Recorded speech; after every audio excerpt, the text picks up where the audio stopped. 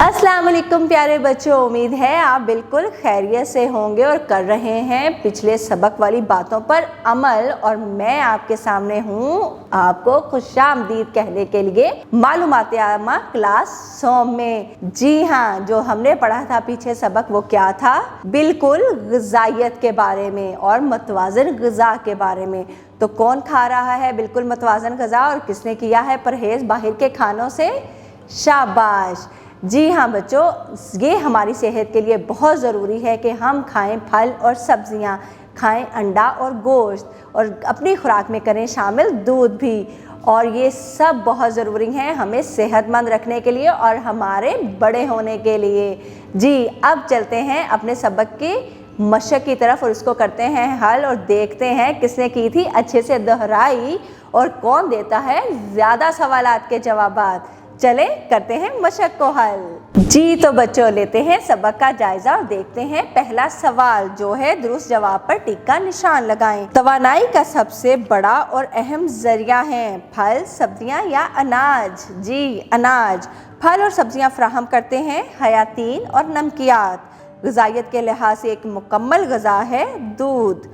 जब हम थक जाते हैं तो हमें ज़रूरत होती है मुनासिब नींद की। मतदी बीमारियों की रोकथाम का मौसर ज़रिया है वैक्सीन्स। खाली जगह पूर करें। खुराक हमें डैश मुहैया करती है तवानाई। खुश्क फल डैश का अहम ज़रिया है ग़िज़ाइयत। फल और सब्जियां हमें डैश से महफूज रखती हैं बीमारियों। मवेशियों की देखभाल करने वाला शख्स डैश होता है डेयरी फार्मर। और कुछ देखते हैं ज़हनी आजमाइश के सवालात। हमारी ग़िज़ा कितने ग्रोहों पर मुश्तमिल है? 5। टीबी की वैक्सीन का नाम क्या है? BCG। मुतअद्दी बीमारियां किसे कहते हैं? ऐसी बीमारियां जो एक दूसरे से मुंतकिल हो सकती हैं उन्हें मुतअद्दी बीमारियां कहते हैं।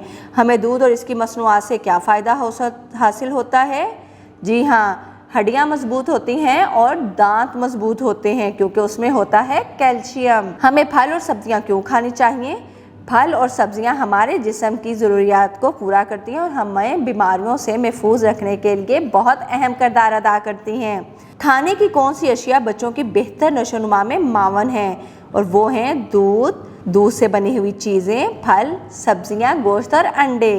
जी, मतवाज़न ग़िज़ा खाना क्यों ज़रूरी है? ताकि हम सेहतमंद रह सकें और हमारी तमाम ग़िज़ाई ज़रूरियात पूरी हो सकें।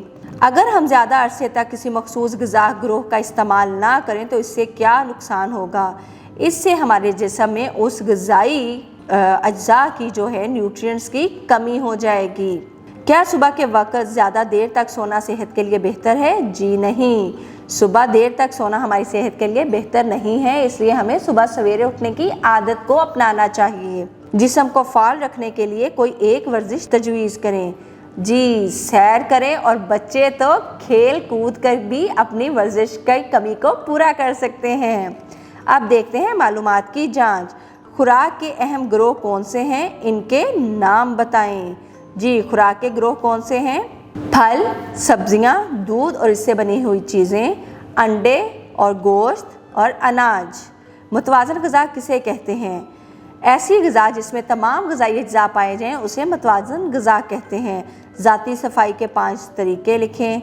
जी, जिनमें है साफ़ सुथरा लिबास पहने, दिन में 2 बार दांत साफ़ करें, बाकायदगी से नहाएं, हफ्ते में 1 बार नाखून तराशें, बैतुल खला इस्तेमाल करने से पहले और बाद में साबुन से हाथों को अच्छी तरह धोएं।